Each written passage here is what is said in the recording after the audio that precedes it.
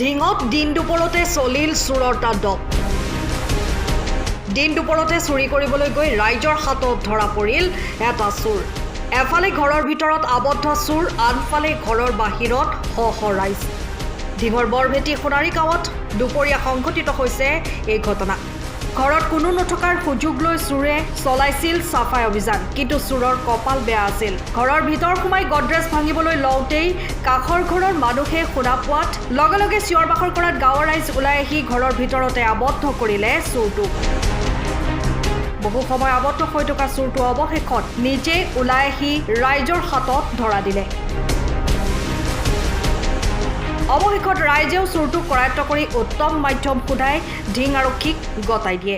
মই ঘৰত নাছিলোঁ, চাউল দি আছিলোঁ মানে ঘৰত নাছিলোঁ। মই ঘৰলৈ গৈছিলোঁ মানে মোৰ এই চাউলৰ দিয়া কিবা এঘৰ মানুহ মানে কাজিয়া পেচাইছিল। মই থানাতে এণ্টি এটা দিবলৈ ৰিটেইল আছে মোৰ ৰিটেইলৰ মানে সেই সিহঁতৰ ঘৰুৱা কাজিয়া আহি পেলাই মোক ইয়ালৈ আহিছে।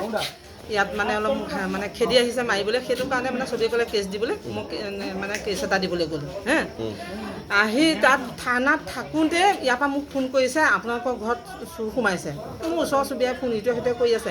মই কৈছোঁ নহয় নে, কিয় বান্দৰ সোমাইছে নেকি, তুমি ভালকৈ চা, বান্দৰো সোমাই যেন। দিনতনো কেনেকৈ চোৰ সোমাব। মই যাওঁতে বৌ কৈছোঁ, বৌ আপুনি অকণ মন কৰিব।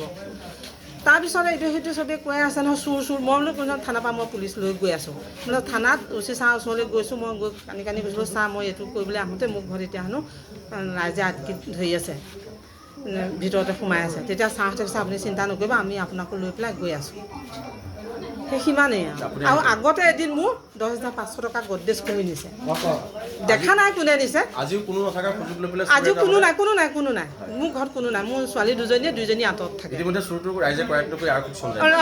ৰাইজে আগবাঢ়ি মানে ধৰি ৰাখিছে আৰু। মই তাৰপিছত মই আহোঁতে চোৰটো ভিতৰত নাই, চোতালত মানুহে মানে মাৰি আছে আৰু ভিতৰত থাকোঁতে ৰাইজে গম পাইছিলে। ৰাইজে গম পাইছে। ওচৰ চুবুৰীয়া মোৰ ডাঙৰ জাজনী বৌয়ে মানে গোটে আগতে এবাৰ হৈছে যেন, আগতে একো নাই, ইলেকশ্যনৰ দিনাখন হৈছিলে। সেইটো চাবি মানে খুলি পেলাই নিছে, কিন্তু যেতিয়া মানে হেৰি হৈছে বৌয়ে মানে ঘুটঘুটনি শুনিছে এবাৰ যেন হৈছে, কিহে ঘুটঘুটাইছে। তেতিয়া কোনোবা এটা দেখিছে গডৰেজ ঘুটঘুটাই থকা, সেই বৈ গৈ পাছফালে দৰ্জাখন হেনো জপাই দিছে। মানুহজনো মাতিছে আৰু ওচৰৰ মানুহ, সেই সিমানেই আৰু। মই লগে লগে আহি পেলাই মই প্ৰথম জানাৰ পৰা কৈছোঁ দেই, মই ভিতৰত ভাত বনাই আছোঁ। তাৰপিছত মই আহিলোঁ কলৰ পাৰলৈ। আহোঁতে খুব ডাঙৰ শব্দ এটা শুনিছোঁ। তেতিয়া ভাবিছোঁ যে গডৰেজৰ শব্দ এইটো। তাৰ মানুহগৰাকী নাছিলে, বজাৰলৈ গৈছিলে। যোৱাত তাৰপিছত মই পিছাইডে আহি চাইছোঁ যে পিছপিনৰ দৰ্জাখন খোলা আৰু ঘপ ধপ শব্দ শুনিছোঁ। তেতিয়া মই অনুমান কৰিলোঁ যে সেইটো চোৰেই হ'ব। তাৰ আগমুহূৰ্তত ইলেকশ্যনৰ দিনাখনো চুৰ কৰি নিছে ইয়াৰ পৰাই, তাৰ পৰাই লৈ গৈছে। গতিকে আমাৰ এটা সন্দেহ হৈ আছে।